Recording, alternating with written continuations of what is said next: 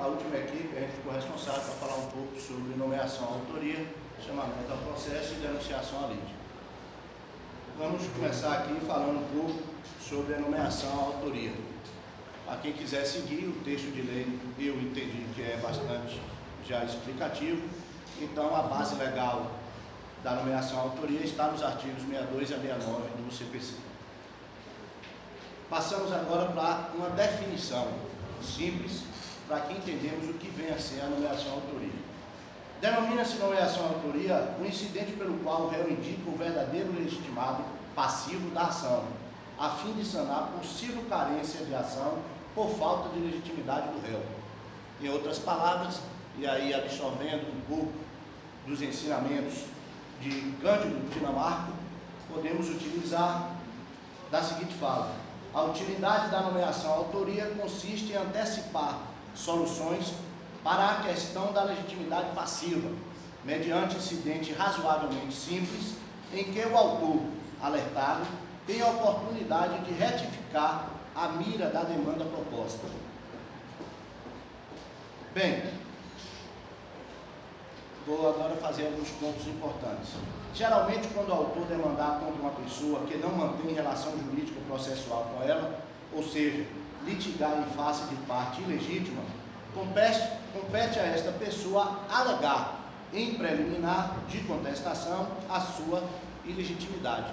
Todavia, existem duas hipóteses que não vai ser possível alegar na contestação, e sim, obrigatoriamente, e aí a gente já começa a ver uma diferença aqui, como o colega falou, que aqui é obrigatória, a nomeação da autoria, ela é obrigatória, inclusive sob pena de responder por perdas e danos.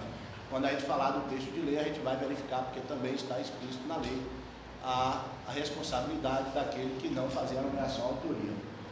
Então, eu faço a ressalva de que, ao contrário da assistência e da oposição, que são facultativas, a nomeação à autoria ela é obrigatória. Vejamos as duas hipóteses em que é possível a nomeação à autoria. A colega vai falar e logo depois eu vou dar um exemplo clássico para ficar mais explicativo. Primeiro a gente precisa entender o que acontece a nomeação à autoria. Ela vem de uma relação de engano, porque muitas vezes em determinada ação ou alguma atividade não fica claro ao mundo exterior quem é o real titular. Então, quem demanda essa ação, ela é enganada pela aparência. Então, ela não sabe quem é o real autor desse ato. Então, por isso que o réu ele tem a obrigação de falar quem é o real titular. Então, ele tem essa obrigação e nós vamos ver os dois casos. Primeiro, a nomeação à autoria, ela é utilizada para corrigir o polo passivo, como ele disse, né? Então, com que objetivo? Primeiramente, indicar o real titular da situação. E segundo, retirar do sujeito dependente o ônus de conduzir um processo que não lhe diz respeito. Então, normalmente, no caso desse, esse processo ele seria extinto. Só que por economia processual, aproveita-se esse processo, corrige o polo passivo e dá continuidade realmente ao processo. Por que cabe ao réu essa nomeação? Porque a lei facilita para o autor não investigar a fundo quem realmente é o titular. Então, quando o réu é demandado, ele tem essa obrigação para poder dizer, não fui eu, ou então esse bem não me pertence, pertence a fulano. Então, é justamente porque a lei não obriga o autor a investigar e descobrir quem é o real titular. E outra coisa, já que, por exemplo, no caso de um preposto, ou de alguém que está com o veículo de outro, é muito mais fácil ele indicar quem é o real titular, porque ele conhece, ele está dentro da situação, então ele sabe e ele tem condições de indicar, e talvez o autor não tenha. Então, esse é um dos motivos. Como já foi dito, não é facultativo, é um dever.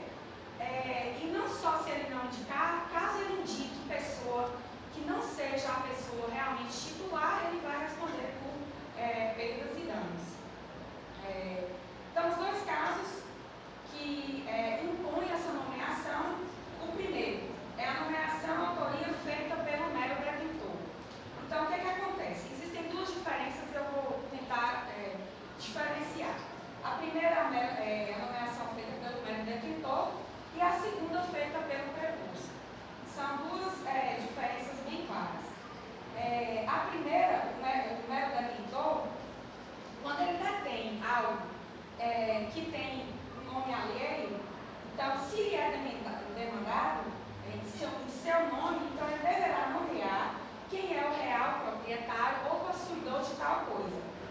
Então, o que acontece? Este não é parte legítima da ação.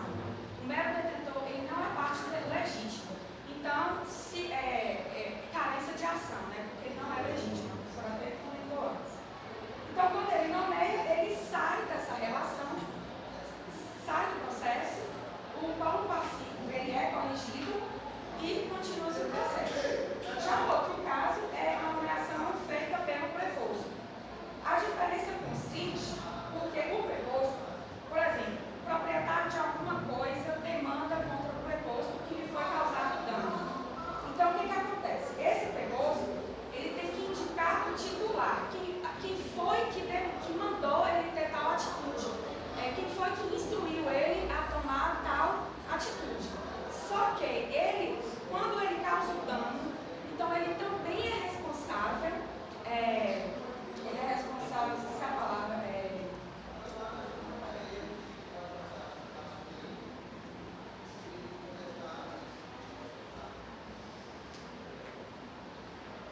passou na mente. Sobre o que é a palavra? Vai tentar matar aqui.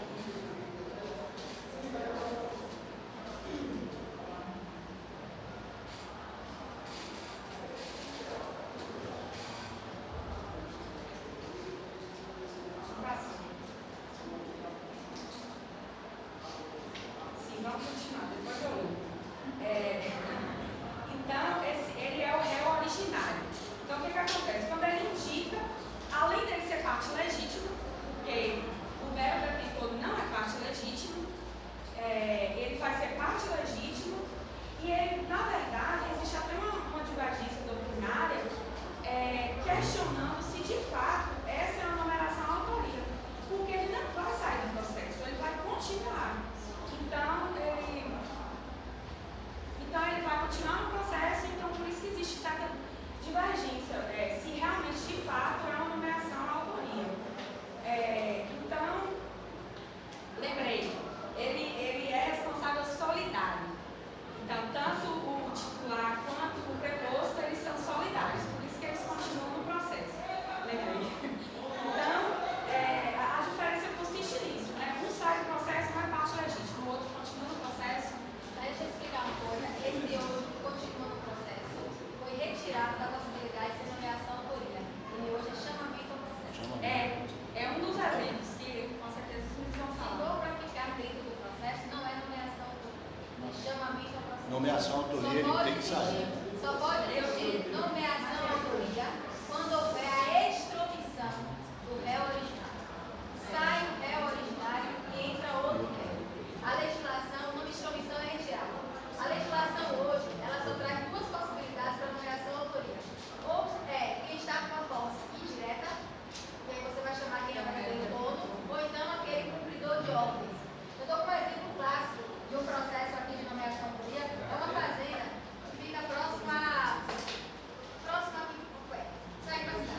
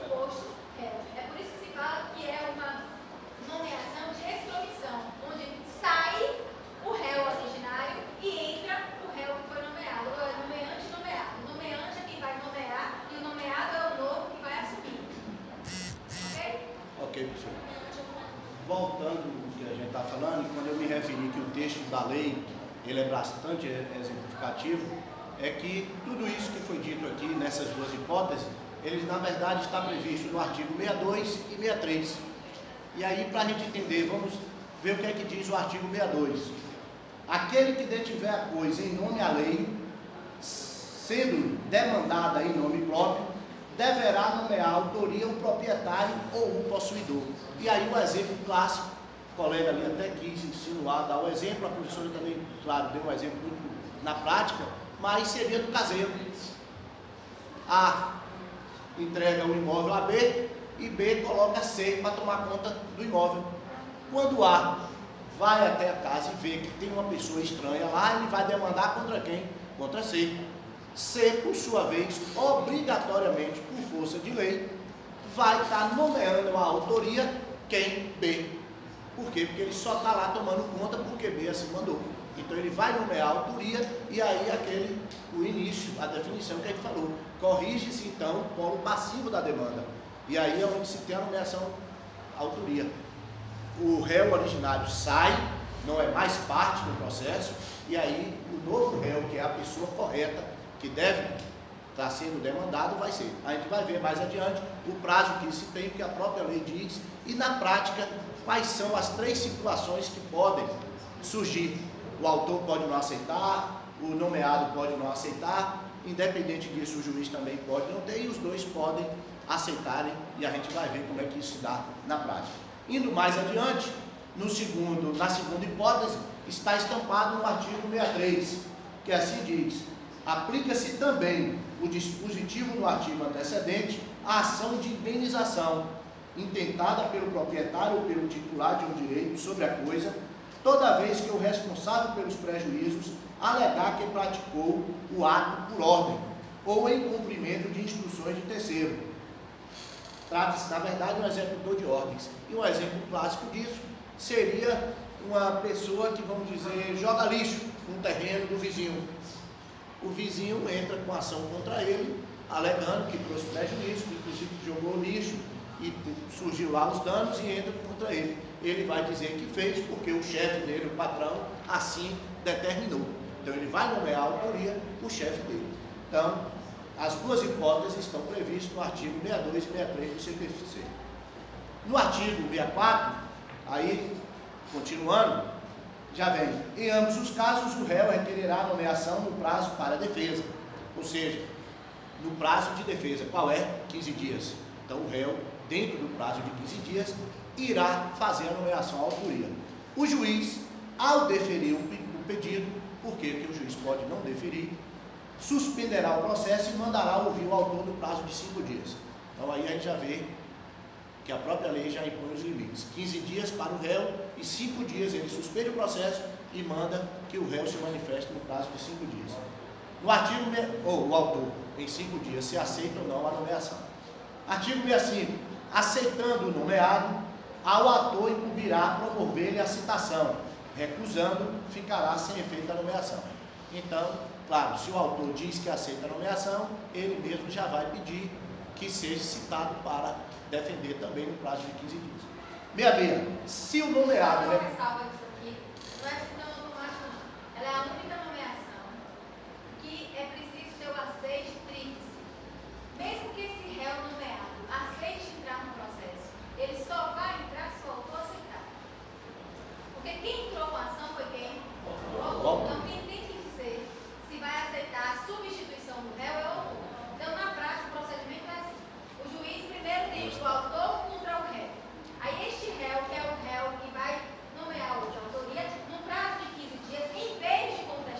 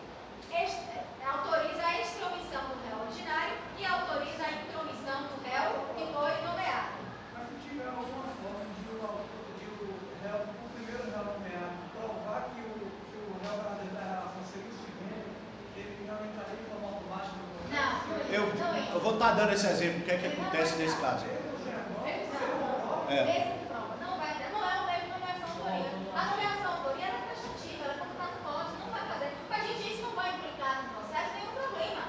Aí o que acontece? Quando não aceitar esse aceite dos três, o processo vai continuar com autor contra o réu falso. E aí esse processo vai ser o quê? Improcedente. Aí esse autor depois vai dar entrada com o réu. Eu vou estar usando isso também. Ele vai entrada. E o interessante é que o prazo, ele volta. Por exemplo, quando o juiz, ele deu 15 dias, ele dá 15 dias para quê? Para que a parte conteste. Aí este réu não vai contestar, esse réu vai fazer o quê? Nomear a autoria. Na hora que o juiz não deu certo essa nomeação à autoria, o juiz vai interromper esse prazo e dar de novo um prazo de 15 dias para que este réu falso possa contestar. Aí este réu falso, se tiver essa prova, vai apresentar a contestação, mas como preliminar, ele vai arguir a preliminar nona. Ilegitimidade das partes, jurisdição do processo. Aí o juiz vai decidir. Bom, gente, embora a professora já tenha dado o exemplo, mas como eu havia dito, a gente vai estar dentro aqui da nossa fala, eu vou estar dando na prática os 3 exemplos, o que é que pode acontecer na nomeação à autoria. E na primeira hipótese é justamente o autor recusa a nomeação. Então vejamos o que é que vai acontecer. Quando acontece de haver a recusa por parte do autor, ela tem de ser expressa e a ação continuará entre ele e o nomeante. Ou seja, o nomeado não foi aceito pelo autor, vai seguir em frente. A quem será devolvido completamente o prazo para a resposta. Aquilo que a professora falou. Devolve-se 15 dias e a ação continua. Se o autor se silenciar, pressupõe-se a aceitação. Então, por isso é que quando a gente fala que tem que ser expressa, porque se o autor ficar silente, ele vai se dar por aceito a nomeação. No momento da sentença, se o juiz entender que o caso era de fato de nomeação à autoria, finalizará o processo sem resolução de mérito por falta de legitimidade passiva, condenando o autor nas custas processuais e honorários advocatícios. Então, veja a responsabilidade. O autor, ele recusa, às vezes até achando que talvez o verdadeiro não teria condições e quer botar a ação adiante, ele ainda pode ser julgado, claro, improcedente e ainda condenado nas custas processuais e nos honorários advocatícios. Transitada em julgada a sentença, o autor terá que entrar novamente com a ação e dessa vez em face do nomeado, ou seja, aquele que realmente seria o réu, no caso aí, legítimo para responder à ação. Na segunda hipótese, o autor aceita, no prazo estipulado em lei, qual seja de 5 dias, só que o réu, o nomeado, ele não aceita a condição de ser o réu da demanda. O que é que acontece nesse caso? Na segunda hipótese, acontece quando o réu, no prazo de contestação, comparece e faz a nomeação. Então, o juiz suspende o processo e providencia a intimação do autor para se manifestar em 5 dias. O autor comparece e aceita a nomeação, sendo que esta aceitação também pode ser tácita ou presumida. O autor aceitando, tacitamente ou expressamente, ela caberá promover a citação do nomeado. Agora, o nomeado citado, claro, dentro do prazo, ele comparece e não aceita a nomeação. O que é que acontece? Nesse caso, a ação continuará entre o autor e o nomeante, a quem será devolvido completamente o prazo. Você vê que segue o mesmo rito do início. Devolve-se o prazo e ele aí vai seguir na ação. E aí é evidente, ele vai alegar o quê? A incontestação, a preliminar de quê? Ilegitimidade passiva. Vejamos, o juiz... Inclusive, essa solução é duramente criticada pela doutrina, porque gera uma segurança jurídica, porque se ele recusa, simplesmente ele se recusou e fica livre. Ele vai ficar livre. Então, o que acontece? A doutrina hoje já entende que a coisa julgada acontece caso ele se... Não alcança caso ele se recuse. Então, a coisa julgada vai alcançar ele também. E aí eu vou pegar aqui essa observação para chamar bem a atenção de vocês do porquê que isso acontece nessa segunda hipótese. O autor aceitou, mas o réu, ou no caso o nomeado, ele não aceitou essa condição.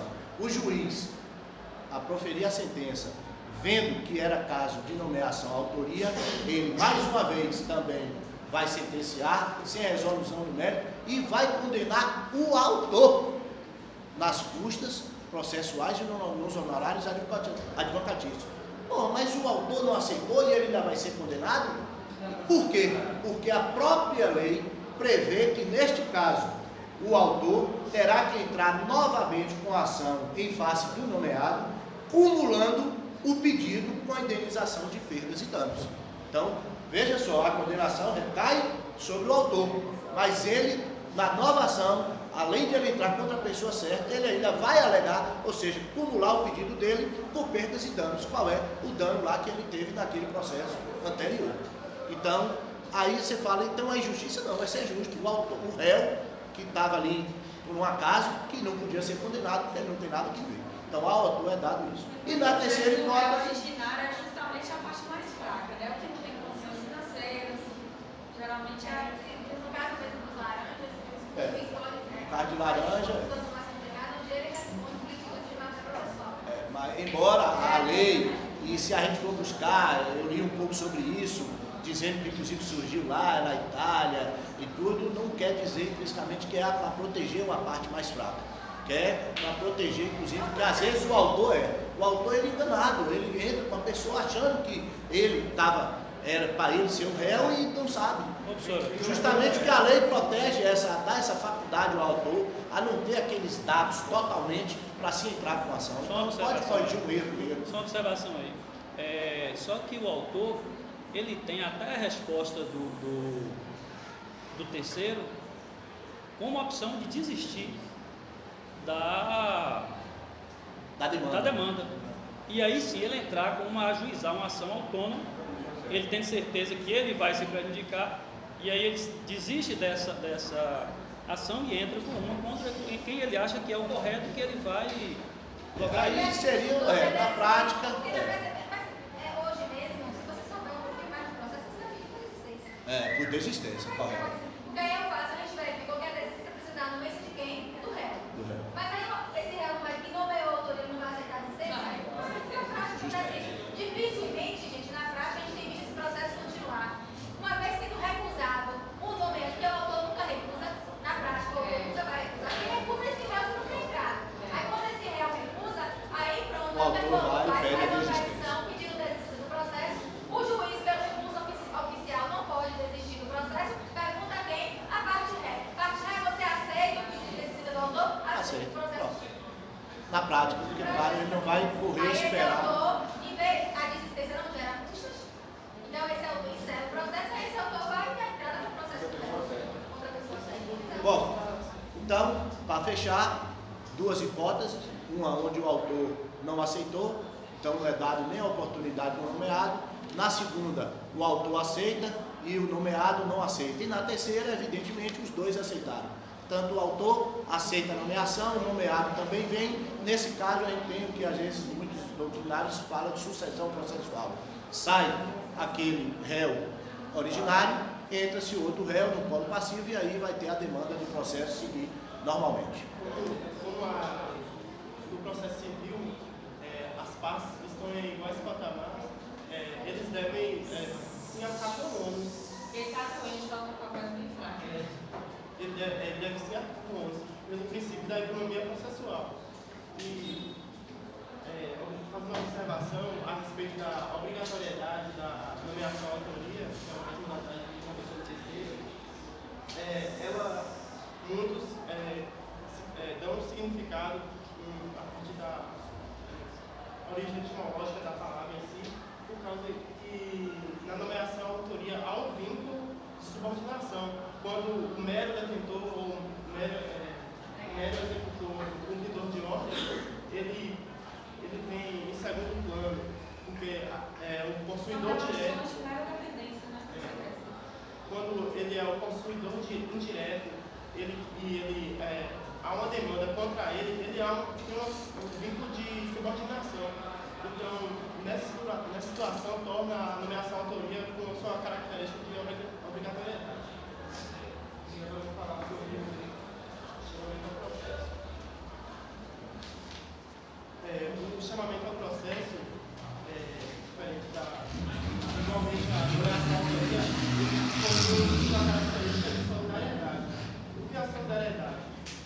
instituto de direito, no qual o autor tem direito de cobrar, o credor tem direito de cobrar de quaisquer dos devedores solidariamente a totalidade da obrigação. E tanto na nomeação, autoria, como no chamamento ao processo, o significado do chamamento ao processo também inclui na correção da legitimidade do polo passivo. Ele vai dizer, chame aquele réu porque eu não sou o único obrigado. Essa é a diferença da nomeação autoria. A nomeação autoria acontece a instrução, a retirada. No chamamento ao processo, não. Esse réu é o réu, mas ele não é o réu sozinho. Então, toda vez que tiver ou o código, ou é os demais devedores, ou é a fiança, eu vou dizer, digamos que eu tenho entrado somente contra o fiador. Esse fiador vai chamar quem? Os réus, os devedores. Ou digamos que eu tenha chamado o devedor, mas não tenho chamado o fiador. Aí esse devedor vai chamar quem? O fiador. Então, as relações elas são solidárias. Nomeação autoria será nomeado o novo réu, ou melhor, o verdadeiro réu. O fiador pode chamar o devedor e pode chamar o outro fiador, mas o devedor chamar o fiador. Esse devedor, na prática, quando esse devedor não vai poder chamar, no processo em si, somente se ficar demonstrando uma boa fé. Mas o entendimento é que eu posso chamar, mas o juiz pode citar. É isso que tem acontecido. Porque a lei ela coloca desse jeito. Esse devedor não deveria chamar esse fiador. Mas pela regra de processo civil, chama. Agora, se o juiz verificar na prática, que houve uma má-fé do devedor ou uma boa-fé objetiva do fiador, ele vai poder isentar esse fiador. Mas também, gente, na prática, não acontece. O juiz não isenta o fiador. E eu sinceramente, eu acho que não deve Que deve ser responsabilizado. Tem que ser responsabilizado. A gente tem que parar de ficar flexibilizando a norma trabalhista. Não assim. Aí eu estou com um processo mesmo agora e a gente chamou o fiador. E o juiz autorizou o chamamento e deu a sentença de ordem solidária e o fiador recebeu como débito solidário. Isso acontece muito. Você às vezes chama pessoas que chamou não foi o devedor mesmo. Tanto o devedor chamou como o próprio credor depois aceitou. Porque às vezes o credor não tinha como pagar. Aí ele vai ter que pagar o fiador depois. Hã? Mas aí não. Fiador, A relação de fiança é uma relação solidária. E aí o direito não socorre aqueles que dormem ou aqueles que desconhecem o seu direito. A relação de fiança hoje é uma relação equiparada ao devedor. Se o juiz ele tem duas opções. Ou ele isenta o fiador, que é muito raro isso na prática, ele vislumbrar a vulnerabilidade excessiva ou a falta de conhecimento excessivo desse possível fiador. Agora, em regra, ele vai receber a mesma pena. Igualzinho. Na verdade, essa discussão de fiador e devedor ela é muito mais moral do que processual. O processual vai ser chamado e vai entrar. Agora, eu já vi situações, por exemplo, esse devedor, na hora esse devedor chamou uma pessoa e falou assim: olha, assine isso aqui para mim como fiador, mas nunca vou te chamar, nunca vou fazer nada contra você, nunca vai cair nada contra você. O processo não é dessa forma. Você assinou, tem lá seu nome como fiador, você vai se chamar. Certo? Agora, às vezes quando fica demonstrado uma vulnerabilidade muito grande dessa pessoa que assinou, o juiz ele pode, na hora que sentenciar, extinguir a relação, mas ele entra. Ele pode isentar dessa relação obrigacional desse fiador. Mas mesmo assim, se o juiz primeiro grau retirar, o tribunal inclui.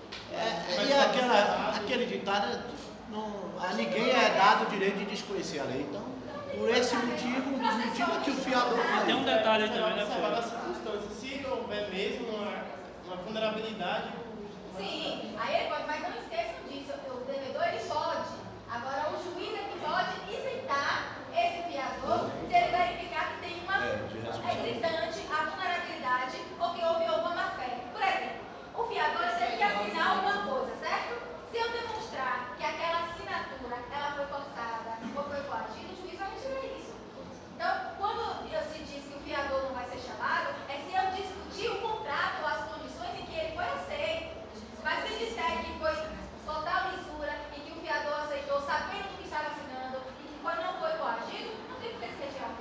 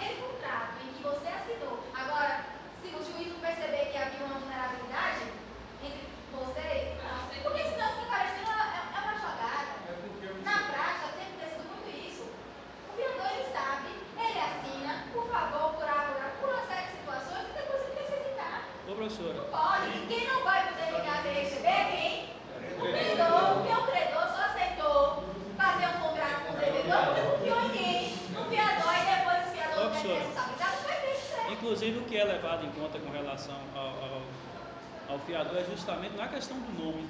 É o que ele tem, né, para disponibilizar para resolver a questão. Em relação ao processo, gente, é o justo.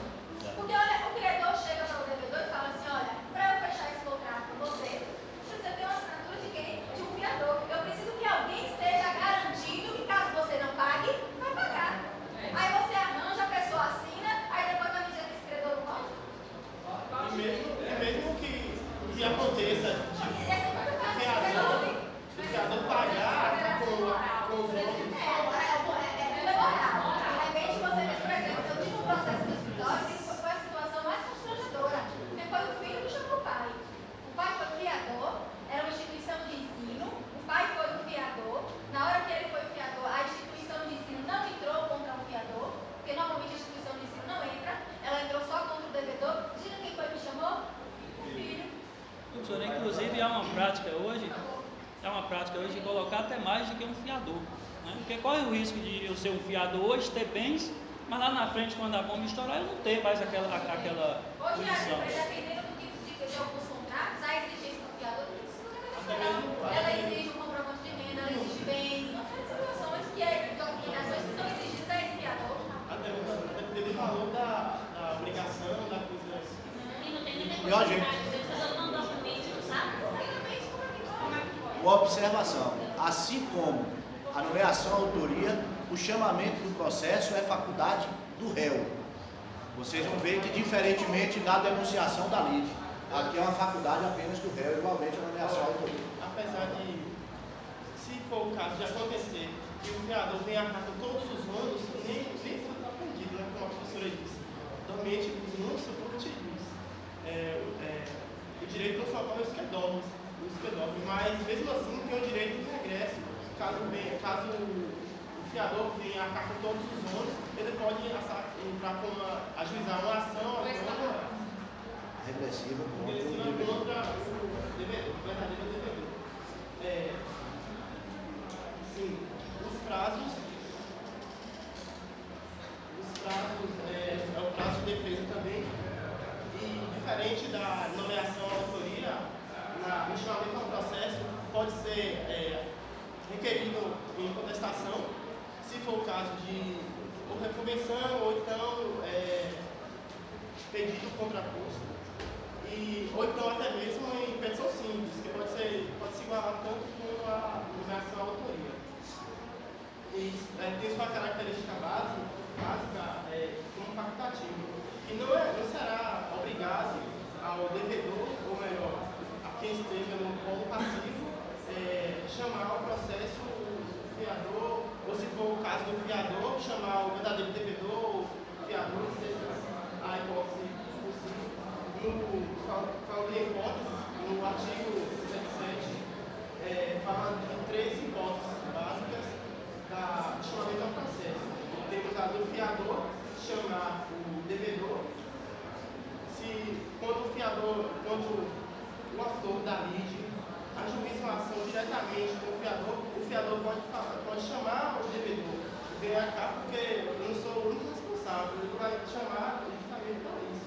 Tem também a hipótese do fiador chamar outros fiadores, no caso se o bem ou a obrigação for de um grande valor, ou até mesmo pela confiança, como o colega disse, que hoje em dia não há tanta confiança, quando o credor vai estabelecer uma obrigação, ele coloca vários fiadores, aí ele pode chamar um dos fiadores, que ele, apesar de ser solidário, ele não deve arcar só com o ônus da obrigação, ele vai chamar o processo justamente para a economia processual. E temos também a hipótese do devedor. O devedor, ele dizem o suficiente, que não tem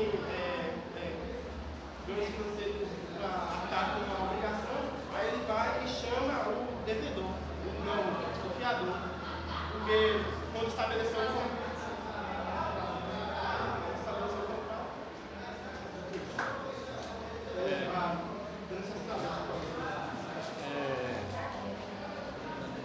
dando continuidade, né? Porque com a parte denunciação à lide, né? Que é um dos institutos de intervenção do terceiro, só para colaborar com o Fábio, embora o Código trate de intervenção de terceiros do artigo 56 ao 80, né, para os juristas, né,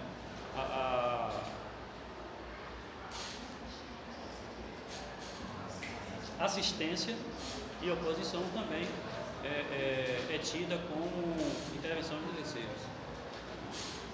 Denunciação da lide. Diferentemente da nomeação autoria e de chamamento ao processo, que é requerido pelo réu, a denunciação da lide ela pode ser requerida tanto pelo autor como pelo réu, com prazos diferenciados. O autor ele pode denunciar na petição inicial, o réu na defesa com a contestação. Qual o objetivo da denunciação? Um dos objetivos é ampliar ou formar um lide exclusório, né? Ou, a depender da situação, uma lide incidental, né? Uma lide incidental. No mesmo processo, duas situações, né, que vão ser tratadas, e a senhora pode reforçar, professora, ou corrigir com pronunciamento do juiz de forma diferenciada, se for o caso. Então, é isso aí. Posso visualizar, em relação, existe hoje, às vezes, algumas discussões se seria chamamento ao processo, no caso do governo, seria denunciação. A principal diferença é que o chamamento ao processo é relação solidárias. Você já entra no processo e vai responder solidariamente com todo mundo, já desde o início. Em relação à denunciação à lide, eu não estou chamando, eu estou denunciando só. Eu só estou dizendo para você que, olha, se eu perder esse processo, pode ser que você perca também. E a relação entre esse terceiro e o réu ou o autor é uma relação subsidiária. Então, no chamamento ao processo é relação solidária e na denunciação é relação subsidiária. É mais ou menos assim, eu dando um exemplo para que você possa visualizar antes de colar em cima. Digamos que a Painó, ela tenha feito um seguro contra incêndio, certo? Tem uma seguradora de seguro. E aí, a gente está no meio da aula e acontece um incêndio que provoca dano para a gente. Aí a gente vai entrar com ação. A gente vai entrar com ação contra quem? A Painó, não quer nem saber, ela não tem seguradora nenhuma, vai entrar contra a Painó. Aí a Painó vai denunciar quem? A lide? A seguradora. A seguradora ela vai entrar apenas para ajudar a Painó, porque ela sabe que se a Painó perder, ela vai perder também. Mas ela vai perder se o contrato que ela fez com a Painó for um contrato que cobre aquilo que você fez. Então é por isso que a relação é subsidiária. Porque, digamos que a Painó, na hora que fez o seguro e disse para ela que era um seguro que não poderia ser o seguro de tomada, que era um seguro externo. E aí o incêndio que aconteceu com o seguro de tomada, com o incêndio de tomada. Esse seguro de tomada isenta quem? A seguradora. Então ela vai principal, ela vai ser um consórcio. As duas vão estar lá apresentando, vai se defender. A Painó vai falar assim, eu até pago, mas eu vou pagar e eu vou entrar depois com ação de regresso contra quem? O presidente da seguradora. Eu já tive alguma situação mesmo prática agora de um processo, a seguradora de um carro. Olha que complicação. A pessoa, na hora que vai fazer o seguro de carro, ela preenche, ela responde algumas coisas, ela leva o seguro que vai parar. Aí ela diz que só ela dirige o carro. Ela diz que na casa dela tem garagem. Ela dá uma série de informações. Aí, baseado nessas informações, quando tem uma seguradora. Tem um valor, ela paga aquele valor. Amanhã ou depois, o filho pega esse carro e mata alguém. Ou faz uma lesão em alguém. Aí a vítima ou a família da vítima vai entrar contra quem? Contra a pessoa do carro, contra o carro. Aí esse carro vai denunciar quem? A lide? A seguradora. Mas a seguradora entra no processo para poder se defender. Nem que seja para poder dizer que aquele acidente que aconteceu não é coberto pela pólice. Ou então, o juiz vai entender, cobria, não cobria, a sentença vai ser com quem? Na verdade, é uma ação de regresso. Porque eu posso denunciar a lide, mas se eu quiser, eu não denuncio a lide. Se eu quiser, eu entro depois, a Painó paga, eu pago e depois eu entro com ação de regresso contra as seguradoras. Professora,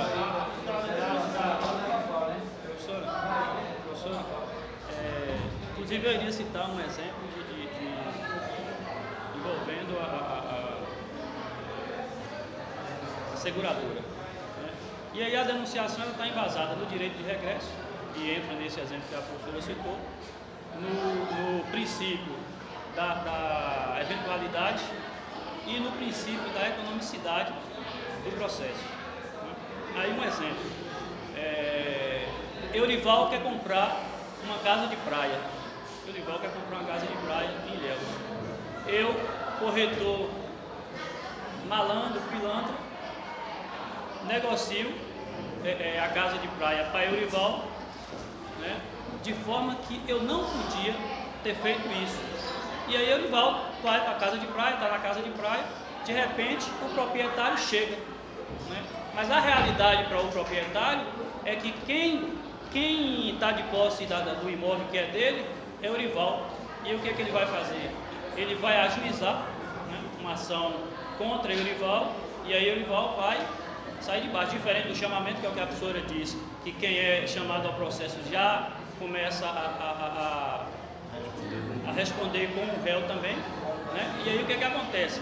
Eurival vai sair de baixo, ele vai denunciar o alienante, que sou eu, né? O alienante que sou eu. Porque se ele não fizer isso aí, no prazo, o que vai acontecer?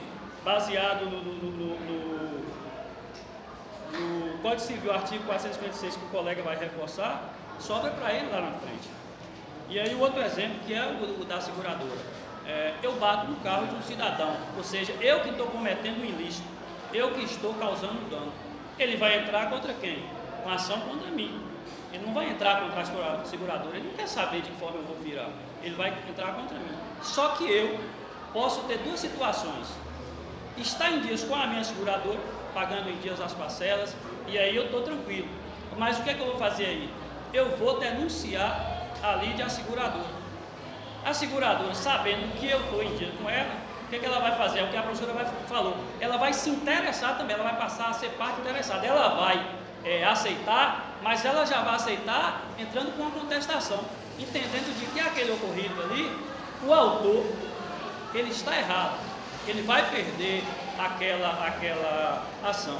Mas se eu, que denunciei a seguradora, não estou em dia com as parcelas, ou até como é que se dá o nome? A pólice vencida. Aí o que acontece? A seguradora, o problema dele, eu não tenho compromisso com ele, entendeu? E aí vai sobrar para ele. Mas aí o que acontece? Se ela também não se pronunciar, e a professora pode reforçar ou corrigir, se ela não se pronunciar, a professora automaticamente é tida como AC, a seguradora tida como AC. Então, quem vai fazer essa avaliação se vai aceitar ou não, se você provar alguma relação com uma vínculo contratual. Vínculo contratual. Basta ter um vínculo contratual de não chamar minha cara, está sendo denunciada, ela está direito. É por isso que ela é citada. Ela é citada como réu, ela vai entrar como réu. Minha cara está direito. Mas o autor, em sabendo que eu, réu, tenho o seguro do carro, ela pode entrar também já, não é isso? É por isso que é facultado o autor denunciar, né? Que é uma segurança a mais, não é isso? A denunciação ela pode ser feita tanto pelo autor como pelo réu. Ela só não soltou, não tornou como obrigação do autor, porque ele dificilmente às vezes esse autor não. Isso. Normalmente quem vai ajuizar não ajuiza contra a seguradora. Você vai ajuizar somente contra quem? Contra o réu, é esse réu que vai denunciar. Mas eu também poderia fazer isso. Tem um argumento, porque o autor pode ser justamente o mais interessado. Caso o juiz julgue procedente, o pedido, ele vai ter que arcar com as custas judiciais, aí nesse caso tem que denunciar ele. E aí tem a questão da obrigatoriedade ou não da denunciação à lide, por conta do artigo 70, nos seus incisos 1, 2 e 3, que alguns entendem de que o inciso 1 enquadra de forma obrigatoriamente a denunciação e o 2 e 3 de forma facultativa. Aí o colega vai reforçar e a professora pode entrar. Na verdade, eu só ia dizer que é justamente a base de cabimento, para quem quiser ver aí texto de lei, que seria o artigo 70, e que no inciso 1º, inclusive, fala da evicção, que aqui não foi dito, mas acho que a gente já falou aqui sobre a professora falou sobre a evicção, né? Que pode ser a questão de uma sentença ou de um ato administrativo que reconheceu o direito anterior. É a perca da coisa por decisão judicial. Tem o adquirente, o alienante e o terceiro. Se alguém puder ler esse inciso 1 aí do artigo 70 do Código Processual, eu acho que dá pra gente. Alguém tem como ler aí o artigo o inciso 1 do artigo 70. Alienante, na ação em que terceiro reivindica a coisa, cujo domínio foi transferido à parte, a fim de que esta possa exercer o direito que da evicção lhe recebe. Pronto. Aí o que acontece? A obrigatoriedade. E aí os juristas, eles dizem que é justamente confuso. E se você começa a ler o inciso, e quando você chega no final, você já está tentando voltar para entender de forma mais completa. Então o que acontece? Resumindo, é o exemplo que eu dei. O autor demanda contra o réu contra o alienante, né? Para ele, aí é o direito dele ter revisto essa questão da evicção. Aí ele é o evicto, né, professora? E aí, para ele não ficar no prejuízo, né? Agora as duas outras situações, os dois outros incisos, deixa de forma facultada. Agora, eu ouvi um professor dizer o seguinte, de forma incisiva: se me perguntarem se é obrigatório ou não, eu digo que não, que me parece que na correção do próximo código já vai ter. Tem três teorias que falam a respeito da obrigatoriedade. Tem uma minoritária que diz que ninguém é obrigado a ajuizar, a requerer a denunciação da lei. Tem a majoritária que diz que a obrigatoriedade na denunciação da lei se for o caso de evicção. Que essa é aceita por todos, inclusive em concursos. E tem a lei mesmo, né, que ninguém segue. A lei não fala sobre Tem por isso que quando já em algumas questões, e ela fala, a questão é o seguinte, questão de prova da ordem mesmo, ela tem que fazer alguma missão. Como é que hoje a doutrina entende como, ou os tribunais entendem como, porque se colocar o CPC entende como, não é obrigatório. Na realidade, o que traz a dor de cabeça para o estudante é justamente esse artigo 456 do Código Civil. No artigo 69 diz que é obrigatória, a lei diz que é obrigatória, mas a doutrina diz que não. Se alguém quiser ler, Porque na verdade é uma questão de ônus processual. É uma obrigação de direito. Material. Na verdade não é facultativo, só que a consequência da não denunciação é que ele vai perder essa oportunidade e depois vai ter que demandar uma. E como disse o colega, é que a teoria. Só diz aí, gente, se ele pode demandar em outro momento, é obrigatório? E como disse o colega, de repente é uma questão de amanhã. Não. Ó, gente,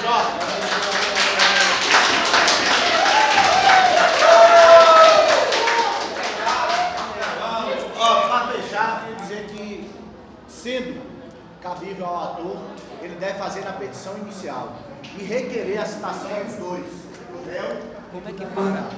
E se não feito pelo réu, ele deve ser feito no prazo. Professora, vamos conversar.